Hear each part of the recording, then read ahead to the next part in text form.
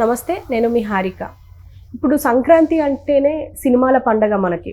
అయితే ఈ సినిమాల గొడవలో ఒక రకమైన ఇష్యూ జరుగుతుంది. ఏంటంటే థియేటర్ల విషయం గానీ, ప్రొడ్యూసర్ల విషయం గానీ, ఇప్పుడు 'హనుమాన్' గానీ, ఇప్పుడు 'సైంధవ్' గానీ, ఇప్పుడు మళ్ళీ 'గుంటూరు కారం' ఇట్లా చాలా మూవీస్, ఇంకా తమిళ్ నుంచి కూడా 2 మూవీస్, అంటే మన ఇండస్ట్రీకి సంబంధించిన మూవీస్ కాకుండా ఇంకా బయట నుంచో 2 మూవీస్ వస్తున్నాయి.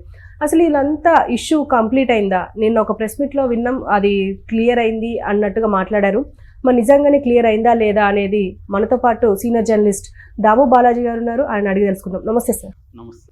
సార్ చెప్పండి, ఇప్పుడు ఈ ఇష్యూ క్లియర్ అయినట్టేనా? ఈ ఈ సినిమాలు మనకిప్పుడు పండగ అవ్వబోతున్నాయా? లేకపోతే పెద్ద గొడవలాగా ఉండబోతుందా?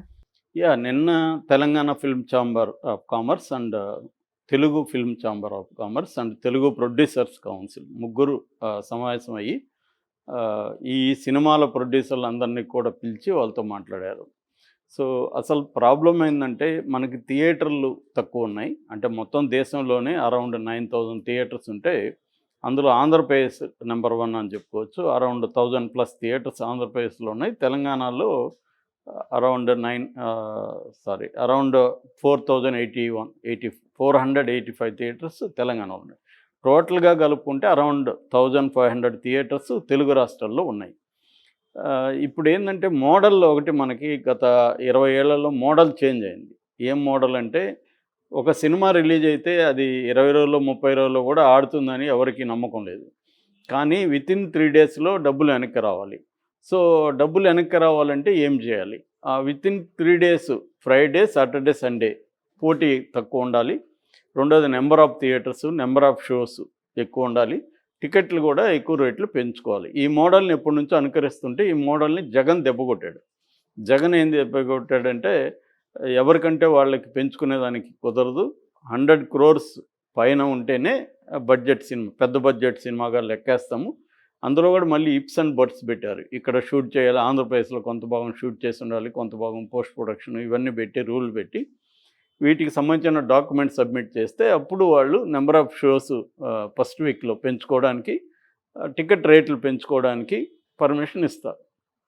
ఇది ఇప్పుడు దెబ్బ కొట్టింది. దానివల్ల ఎందుకంటే మేజర్ థియేటర్స్ అక్కడే ఉన్నాయి, అక్కడ ఇప్పుడు ఇబ్బంది అయింది. అందుకని వీళ్ళకి world wide number of theatres పెంచుకోవాల్సిన పరిస్థితి ఏర్పడింది. సో దానివల్ల కూడా కాంపిటీషన్ పెరిగింది. ఇంతకుముందంటే టికెట్ రేట్ ఇష్టం వచ్చినట్టు పెంచుకుంటున్నారు కాబట్టి కొద్దిగా సర్వైవ్ అవుతున్నారు. ఇప్పుడు అక్కడ టికెట్ రేట్లు అట్లాంటి రూల్ పెట్టేసిన అన్నీ 100 crores చూపించలేరు ప్రొడ్యూసర్లు.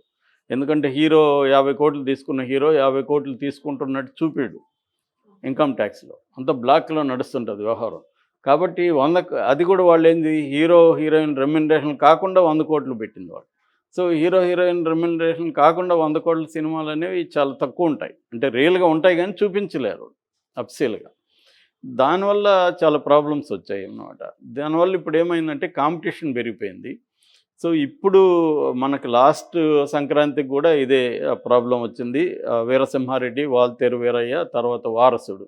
అప్పుడేమో దిల్ రాజు వారసుడు ప్రొడ్యూసర్. నిజానికి అది డబ్బింగ్ సినిమా, తమిళ్లో చేసిన సినిమాని తెలుగులో డబ్ చేశారు.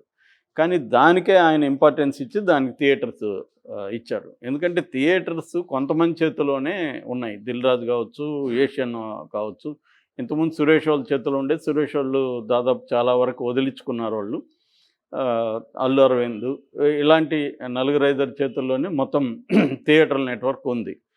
రెండోది ఏంటంటే సింగిల్ థియేటర్స్ తగ్గిపోయినాయి. ఒకప్పుడు దాదాపు 600-700 సింగిల్ థియేటర్స్ ఆంధ్రప్రదేశ్లో ఉంటే ఇవాళ 300-400 కంటే ఎక్కువ లేవు. మల్టీప్లెక్స్ స్క్రీన్స్ మీదనే డిపెండ్ అయ్యింది. వాళ్ళది వేరే వ్యవహారం ఉంటుంది. సో ఈ డైనమిక్స్ మారిపోయేసరికి ఇంకొక వైపు ఏమో బడ్జెట్ పెరిగిపోయింది. ఇంతకుముందు లేనంతగా మనం ఎప్పుడూ వినలేదు కదా. 60-70 కోట్లు హీరో రెమ్యునరేషన్ అనేది తెలుగులో మనం ఎప్పుడూ వినలేదు. ఇవాళ అది కామన్ అయిపోయింది. సో ఈ కాంటెక్స్ట్లో కాంపిటీషన్ అనేది సహజమే. ఇప్పుడు 5 సినిమాలు కాంపీట్ అవుతున్నాయి. ఒకటి 'గుంటూరు కారం', 'నా సామిరంగా' నాగార్జునది, 'ఈగల్' మన రవితేజది, తర్వాత 'హనుమాన్' అది తేజ సజ్జు. బట్ దాన్ని ఒక పాన్ ఇండియా సినిమా లాగా చేశారు. ముఖ్యంగా దాంట్లో కొంత హిందుత్వ ఇవన్నీ ఉన్నాయి, హనుమ, రామాయణం ఇవన్నీ ఉన్నాయి కాబట్టి దాన్ని పాన్ ఇండియా సినిమా, అది కార్తికేయ 2 లాగా పెద్ద హిట్ అవుతుందని నమ్ముతున్నారు వాళ్ళు. కాబట్టి పాన్ ఇండియా లెవెల్‌లో రిలీజ్ చేయాలంటే వాళ్ళకి ఫ్రైడేనే చేయాలి. అంటే 12థ్. సో 12థే చేయాలి. ఆ డేట్లు కాకపోతే వాళ్ళకి ఇబ్బందనేది వాళ్ళు చెబుతున్న మాట. ఆ పైగా ప్రొడ్యూసర్. దాన్ని మూవీని చాలా సార్లు పోస్ట్‌పోన్ చేయాల్సి చేయాల్సొచ్చింది. ఎప్పటినుంచో చేస్తున్నారు యాక్చువల్‌గా. సో అందువల్ల వాళ్ళకి ఆల్రెడీ ఇబ్బందుల్లో ఉన్నారు. అది రికవరీ కావాలంటే వాళ్ళకి కరెక్ట్ డేట్ ఇంపార్టెంట్. సో ఇప్పుడు 'గుంటూరు కారం' ఏమో స్టార్ సినిమా. సో 'గుంటూరు కారాన్ని' వాళ్ళు పోస్ట్‌పోన్ చేయలేదు. నాగార్జున నేనేమన్నా తక్కువ అన్నట్టుగా ఆయన, ఇంకా రవితేజ తెలిసింది మనకు, ఆయన ఈ మధ్య హిట్లతో మంచి ఫామ్‌లో ఉన్నాడు.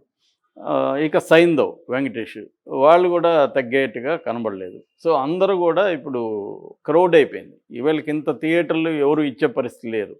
దీనివల్ల ఏమవుతుందంటే థియేటర్ల ఓనర్స్ అంటే ఎవరి చేతిలో ఉన్నాయి. ఓనర్ కావచ్చు, లేకపోతే లీజుకి తీసుకోవచ్చు.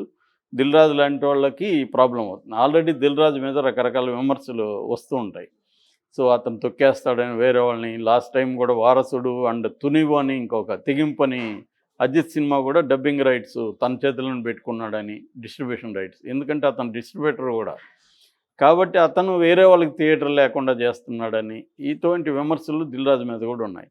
సో ఇప్పుడు అందుకని వీళ్ళందరూ ఏం చేశారంటే నిన్న నేను చెప్పిన ఈ 3 సంస్థలు సమావేశమై ఈ ప్రొడ్యూసర్లందరిని పిలిపించి మాట్లాడితే ఎవరు కూడా తగ్గలేదు. ఒక్క రవితేజ మాత్రం వీళ్ళ రిక్వెస్ట్‌ని ఆయన పరిగణలోకి తీసుకొని వాళ్ళ ప్రొడ్యూసర్‌లకి చెప్పారు. పీపుల్స్ మీడియా వాళ్ళు విశ్వప్రసాద్ అండ్ వివేక్ వాళ్ళిద్దరికి చెప్తే వాళ్ళు కూడా అర్థం చేసుకొని వాళ్ళు తగ్గారు. వాళ్ళు ఫిబ్రవరి 9థ్‌కి రిలీజ్, అది కూడా ఒక కండిషన్ ఏందంటే ఫిబ్రవరి 9థ్‌న మాకు పోటీ లేకుండా మీరు చూసుకోవాలి అని ఈ ఫిల్మ్ ఛాంబర్ వాళ్ళకి వాళ్ళు చెప్పారు. వీళ్ళు కూడా మేము పోటీ లేకుండా చూసుకుంటామని అంటున్నారు. కానీ ఆ రోజు కూడా 2 పెద్ద సినిమాలు ఉన్నాయి. కానీ మరి ఏం చేస్తారనేది తేలాలి. అంటే ఒకటేందంటే నిన్న సమావేశం నేను మొత్తం చూశాను. వీడియో ఇదంతా ప్రెస్ మీటు. కొంత వాళ్ళకైతే ఈ ఫిల్మ్ ఛాంబర్స్, 2 ఫిల్మ్ ఛాంబర్స్‌కి, ప్రొడ్యూసర్ కౌన్సిల్‌కి దీన్ని సామరస్యంగా పరిష్కరించాలని ఉంది. కానీ ఇక్కడ అనేక చిక్కుముళ్ళు ఉన్నాయి. ఎవరు పెద్ద ప్రొడ్యూసర్ అయితే ఎందుకు ఇవ్వాలనేది కింద మిగతా వాళ్ళు మాటలు. ఇప్పుడు దిల్ రాజే ఒక డెఫినేషన్ ఇచ్చాడు పెద్ద సినిమాకి. ఏది పెద్ద సినిమా అంటే ఎవరు మార్నింగ్ పరిగెత్తుకొని చూస్తారో ఆ సినిమా పెద్ద సినిమా అన్నాడు. అది బడ్జెట్ చిన్నది కావచ్చు, పెద్దది కావచ్చు. సో ఈ డెఫినేషన్‌కి అందరూ ఒప్పుకోకపోవచ్చు. ఎందుకంటే మార్నింగ్ కొన్ని సినిమాలకి క్రేజ్‌ని బట్టి వెళ్ళొచ్చు. కానీ వెళ్తే అది పెద్ద సినిమా ఎట్లవుతుంది? మళ్ళీ ఈవెనింగ్‌కి అంతా ఖాళీ అయిపోవచ్చు ఆ థియేటరు, దాని సినిమా.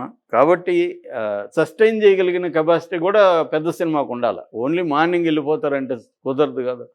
ఆ సినిమా ఫ్లాప్ అయినా, హిట్ అయినా కొద్ది రోజులు ఆడించగలిగిన ఇది ఆ సినిమాలో ఏదో ఒక ఎలిమెంట్ ఉండాలి. డైరెక్టర్ కావచ్చు, హీరో స్టార్ కావచ్చు, అలాంటిది.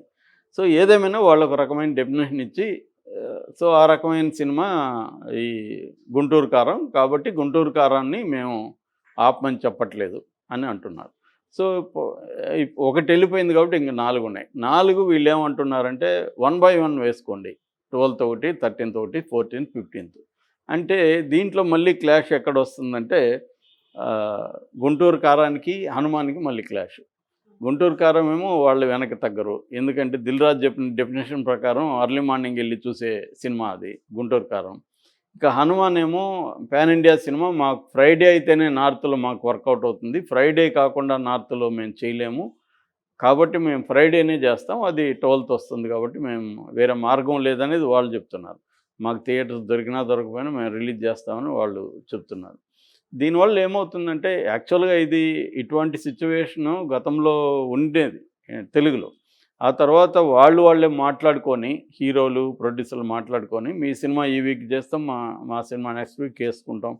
ఇలాగ ఒక కాంప్రమైజ్‌కి వచ్చారు. ఎందుకంటే ఇదొక మ్యాడ్ కాంపిటీషన్ వల్ల ఇద్దరూ దెబ్బతింటారు. సో ఎందుకు దెబ్బతింటారంటే నిజంగా సినిమా బాగుంటే వాళ్ళు ఓకే. సినిమా బాగాలేకపోయినా కూడా కలెక్షన్లు వెనక్కి తెచ్చుకోవాలనేది కదా ఇప్పుడు నేను చెప్పిన మోడల్. నేను చెప్పిన మోడల్ ఏంటంటే ఈ పెద్ద హీరోల సినిమాలు ఎలా ఉంటాయంటే బడ్జెట్ ఎక్కువ ఉంటుంది కాబట్టి సినిమా బాగున్నా బాగాలేకపోయినా ఈ లోపల వాళ్ళ రికవరీ తెచ్చుకునే దానికి ఒక మోడల్ని వీళ్ళు క్రియేట్ చేసుకున్నారు. ఆ మోడల్కి ఇప్పుడు ఇబ్బంది అవుతుంది. ఇది మేజర్గా జరిగే ఇది. మామూలుగా అయితే సినిమా బాగుంటే ఎప్పుడు రిలీజ్ చేసినా పర్వాలేదు అనుకునేది మనం సామాన్యంగా అనుకుంటాం. కానీ అట్లా అట్లా లేదు ఇవాల్టి మోడల్లో. అన్ని రోజులు సస్టైన్ చేయలేదు సినిమాని. అది. పైగా ఇప్పుడు వచ్చే మూవీస్ అన్ని హై ఎక్స్పెక్టేషన్స్ తో ఉన్నవి.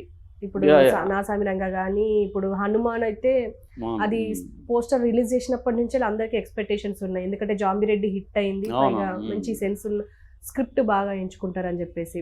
సో ఇవన్నీ ఈ బరిలో నెగ్గుతాయి అంటారా? అంటే మనకు అదే దాన్నేమంటారు, ఇల్లు చిన్నది.